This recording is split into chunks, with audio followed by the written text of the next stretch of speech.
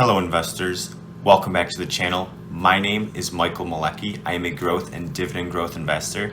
Today I have three very interesting topics to share with you guys. The first topic I would like to share is why you should be investing in real estate investment trusts. The second topic that I'm going to be sharing with y'all is how to build a REIT portfolio using the M1 Finance app.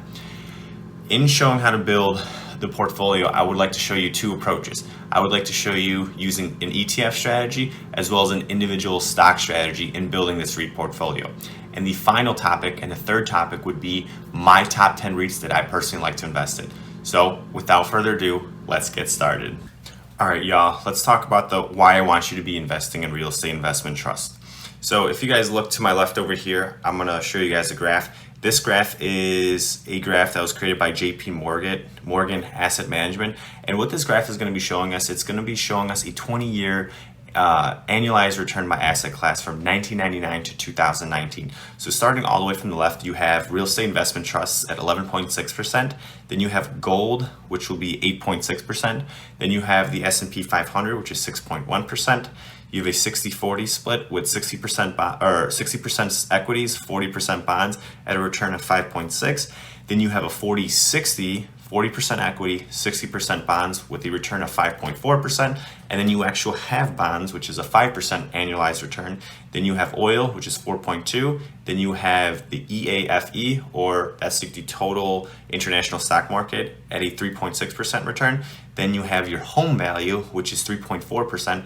And then the inflation rate, which is 2.2%. And then finally, an average investor of 1.9% year over year annualized return. So basically what this graph is telling us is which is the best asset class to put money in. And according to this graph, real estate investment trusts are the number one asset that brings you the most wealth over time. 11.6 is much higher than 1.9%. A lot of investors fall under the average investor because they're too psychological and they like to buy and sell. The market's too high, they put their money in. Oh, the market's dropping, they need to sell out. That's the reason why the average investor has an average return of 1.9%, because they don't like to stick to a long-term plan. If you just put your money in real estate investment trusts and you just kept your money in there and didn't touch it, you'd be having an annualized return of 11.6%, okay? I'm going to show you guys a second graph on why I want you to be investing in real estate investment trusts. So looking at this second graph over here, it's this graph basically is telling us the entire U.S. equity real estate investment trust market. So this is adding in data center REITs, cell phone tower REITs. This is residential real estate, commercial real estate, industrial real estate. So this graph is going to be showing us this the entire U.S. equity market. And if you guys can tell from looking at this graph, it's uptrending in a positive direction. Yeah, there's some ups and downs, but the thing is, we have a really nice uptrend. And to me, I believe with the U.S. population growing, like, we're going to need a higher emphasis on having more amenities and as well as like space to do certain things. Like, for example, we need more space and data centers to hold all the information that these companies are gathering on us, as well as we need real estate so people could live in, as well as commercial, where you can have stores where people could buy food and things like that. So like, going around in the future, I do believe that because the U.S. population is increasing, that there's going to be a higher need for real estate investment trust. And I'm going to show you this third graph, which is the U.S. population growth. Oh, where is it? It's going to be discussing the U.S. population growth. And in discussing this U.S. population growth, our actual annualized growth rate is going down, but our population is going up. So right now there's 331 million people in the United States. In the next 20 or 30 years, that could be close to 350 million people. That's almost 20 million more people that need more housing, who are using cell phones, which is their data is being stored in these data centers, and then these cell phone towers to be pushing these cell phone signals around. So there's going to be a huge need for real estate investment trusts and companies that hold real estate assets. All right, so kind of summing up that entire first point, the performance of the real estate investment trust is far superior than owning a 60-40 split, a total international, even your own home. Real estate investment trusts just completely blow out of the water. So that's one of the reasons why I want you guys to be investing in real estate investment trusts.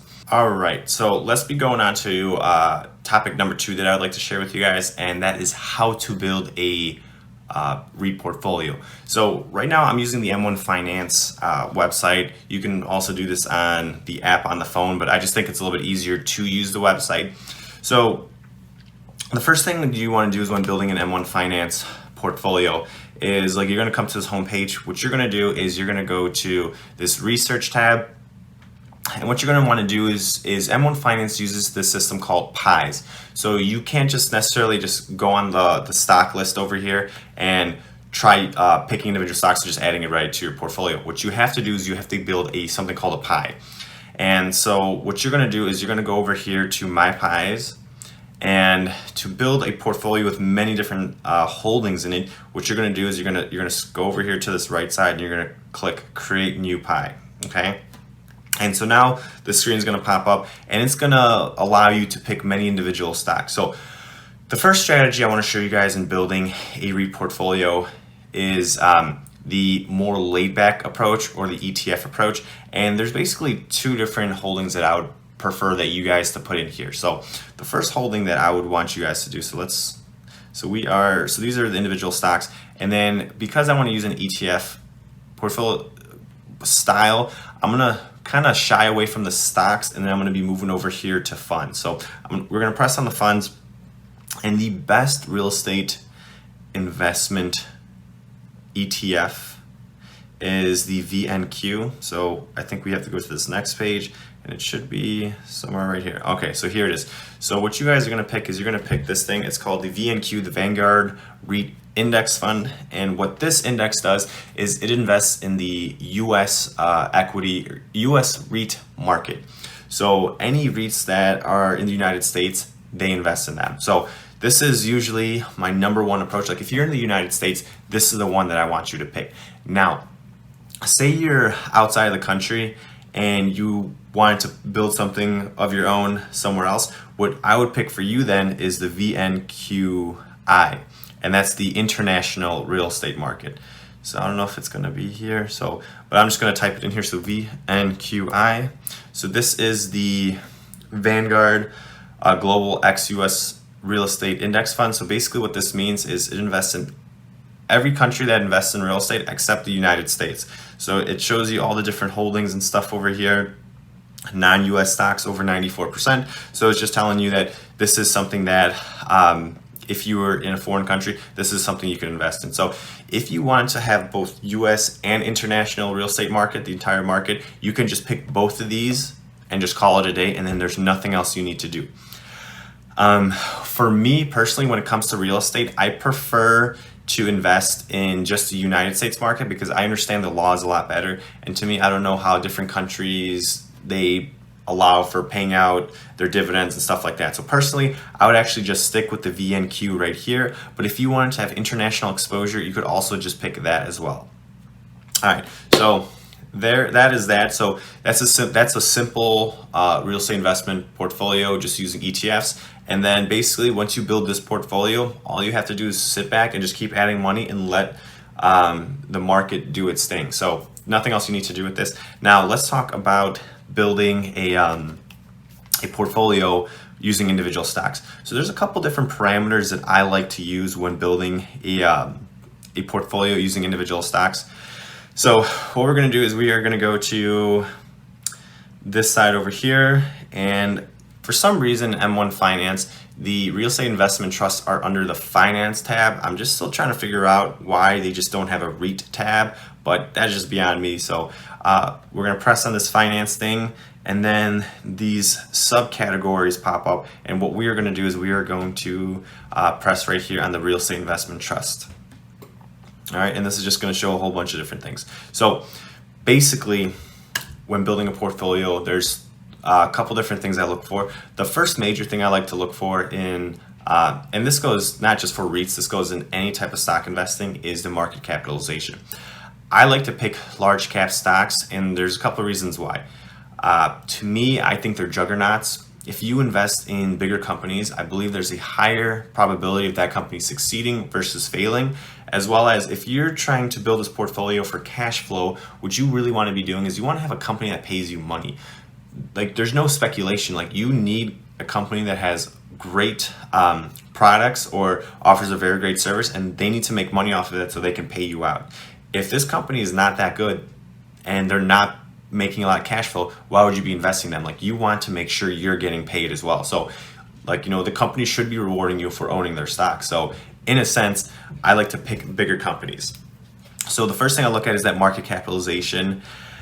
I always try picking the biggest market caps in each sector. So for example, in REITs, American Tower looks like it's number one. There's Prologis, Equinix. So market capitalization is the first thing I look for. The second thing I do look for is I actually look at the performance. If you're a dividend growth investor, you really shouldn't necessarily be focusing on the performance. I personally believe the stock market is efficient, that over time, a company is going to be priced, or the share price will be reflecting what it's actually worth. I think year to year it fluctuates a lot, but I think over a period of time it should show you if it's a good company or not. So if you have a company that has a really good 5-year growth rate, that is pretty much a good company. But again, you should never be picking a stock just because their share price has been increasing year over year. You have to dig down into the weeds and figure out why this company is doing well or not. So number 2 is I do look at the 5-year price range. I do sometimes look at the 1 or 2 year just to see certain sectors during certain economic times, they get hit a little bit harder. During this whole COVID crisis, it seems like the real estate market did get hit pretty hard. So for example, if they had a really good 5-year growth rate, but then they're down 20%, it's probably a good value to buy that stock, but you just want to check out the fundamentals and see if they're actually doing well. What you want to see is like, are they still producing the same cash flow, but the share price dropped? If that's the case, then that's still a great company to invest in. So I do like to look at the share price. The third thing I do look for is like the dividend yield. Because I am a younger investor, I personally do not need to be investing in dividend yields that are much higher. I'm 26 years old, so by the time the government allows me to retire, another 33 years will go by. So I have a long horizon to invest, and my plan is to really hang on to these companies and having these companies grow their dividends over time. If I'm already picking a 7% yielding dividend stock, I shouldn't be expecting that dividend to grow much higher. Like 7% is high. To me, a nice clean dividend yield is about 4%. If you can get a 4% on a stock, that is an elite dividend return. Okay. And the final thing that I like to do when picking REITs is I actually like to go through a website called Seeking Alpha, and I like to go through their financials. And what I like to do is I like to compare the company that I want to invest in compared to their peers. And Seeking Alpha has this really good peers tab that will tell you how it's doing. So we're just going to go on the Seeking Alpha website. So one of my favorite stocks that I own is American Tower Corp. So we're going to go on Seeking Alpha. Oops, I can spell that correctly. And we are going to put that, so ticker symbol AMT, American Tower REIT Corporation. So basically, you guys are going to notice that on this first page over here, this is stuff I really don't care about. You can tell that I was mentioning earlier, the REIT market got hit pretty hard. So you saw there was a huge decline. What is this, like March 19th, because of the whole COVID situation. But it looks like this company has recovered very nicely. I do look at the 5-year return. It's having a nice uptrend. So to me, my check marks are being checked. So like nice growth, high market capitalization. Now let's look at the financials. When I was mentioning earlier, you want to see financials growing. If a company is not growing the amount of money they're making, what makes you think they can increase their dividend and pay you out? So you do want to look at a couple different sections in the financial sector. So the first thing we're going to look at is revenue. Is this company making any money? So what I like to see is year over year, are they increasing their revenue? So 4,600, 5,700, 65, 73. So it looks like they're growing their revenue over time. So to me, that's a check mark. That's a sign of a very healthy company. Now, for example, say there was a little hiccup here. They did decrease the amount of revenue that they made, but then the following year it increased. To me, I don't necessarily stress too much about that. But what I do like to see in the best companies, like they'll keep growing the revenue year over year. So total revenues, again, they're increasing over time. The other thing I like to look at is operating income. So this is the amount of money they're making after certain expenses and stuff like that. Again, you want to see a nice increase over time. So that's exactly what we're seeing here, a nice increase over time. And there's a whole bunch of a lot of different other things that are on here that mean absolutely nothing to me.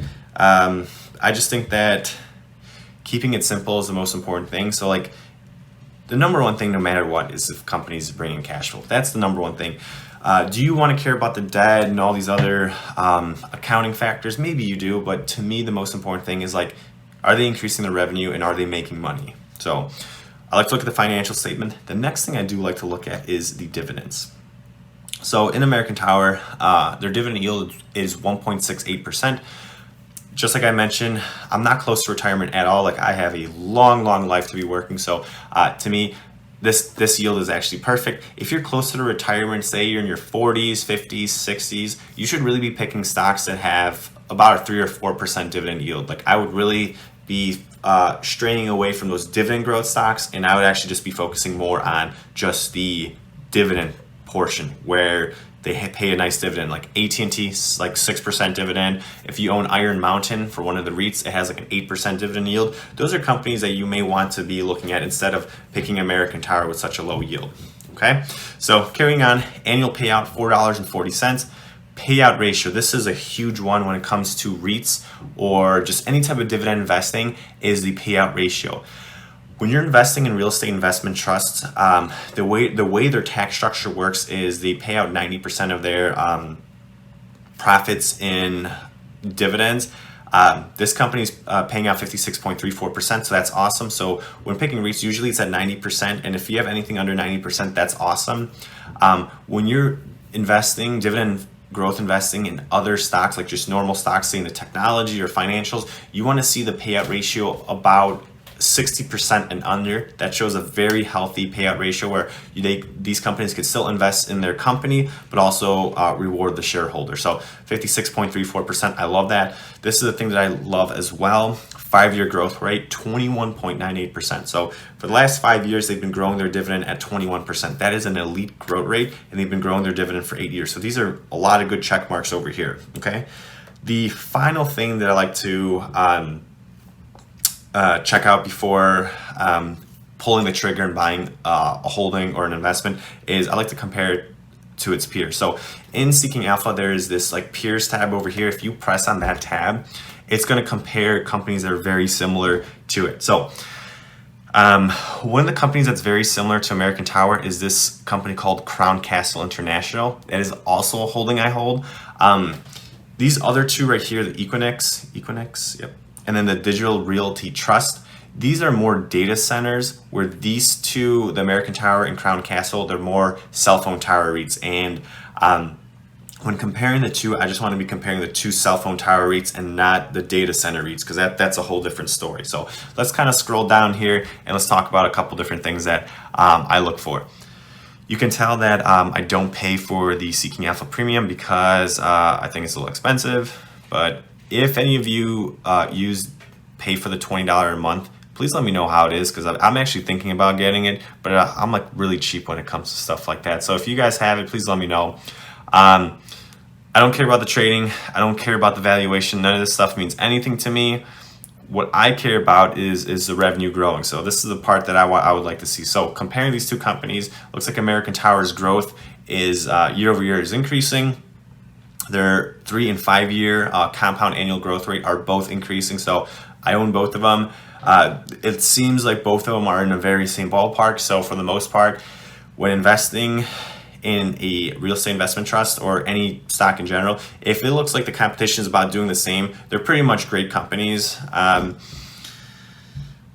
Profitability, gross profit margin. Again, companies need to make money for you to invest in it. So American Tower 71%, Crown Castle 66%, so we're winning in that category. Momentum, I don't care about that. Like, again, I think the stock market is efficient, so if a company is doing a great job, the share price will reflect that.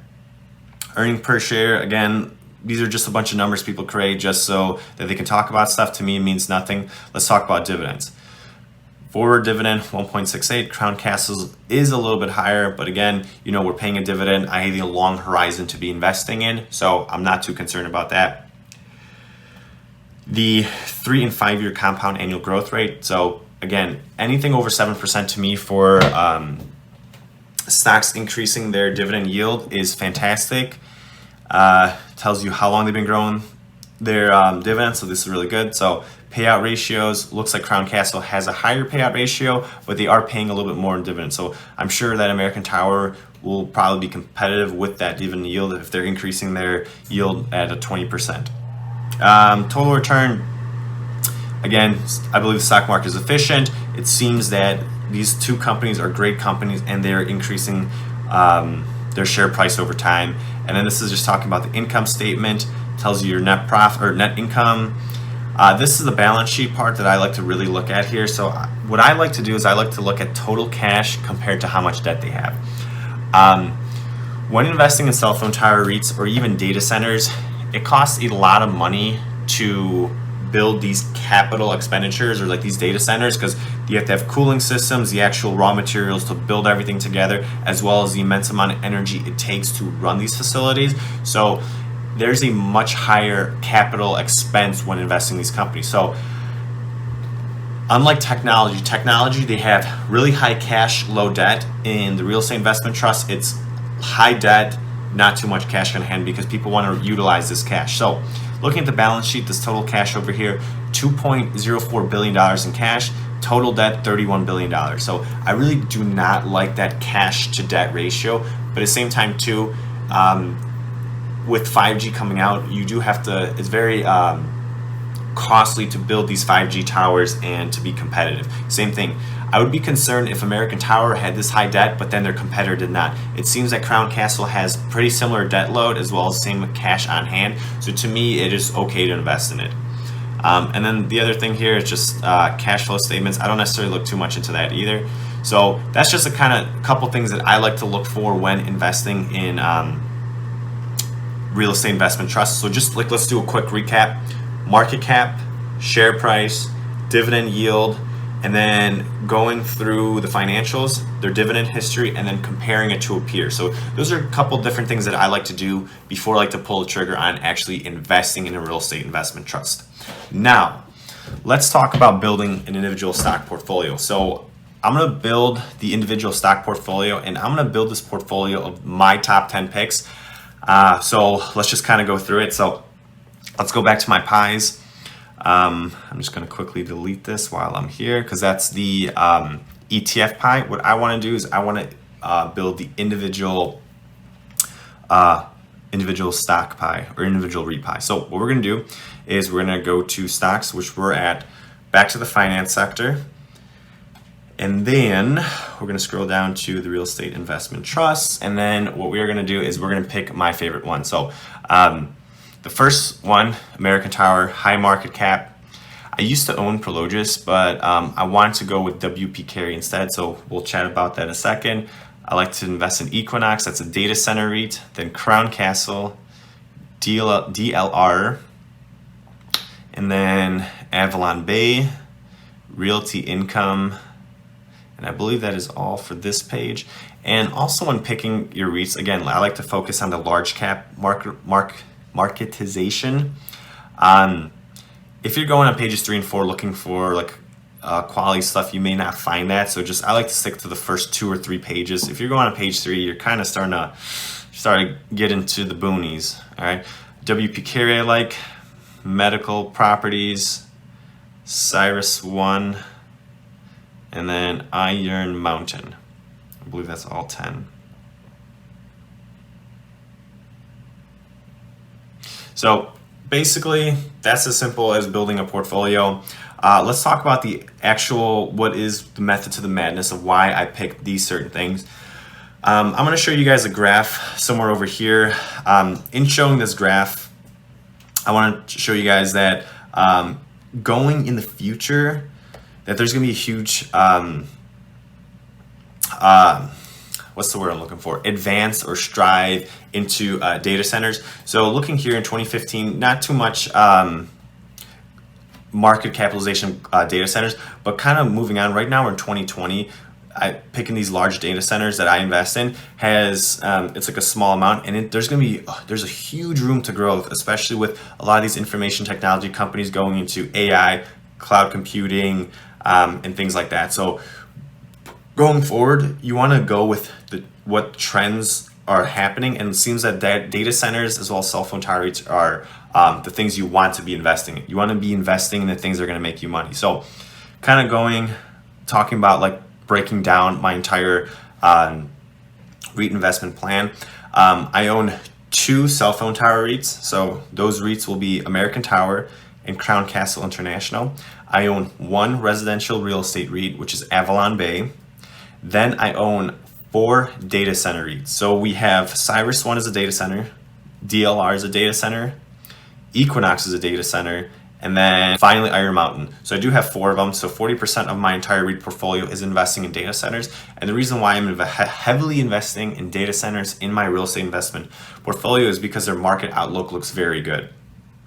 Then I have a medical properties REIT. So they own hospitals, care facilities, things like that. And especially with healthcare prices going up, this is a REIT that you would want to be investing, high market cap, stuff like that. Then we have commercial real estate with Realty Income.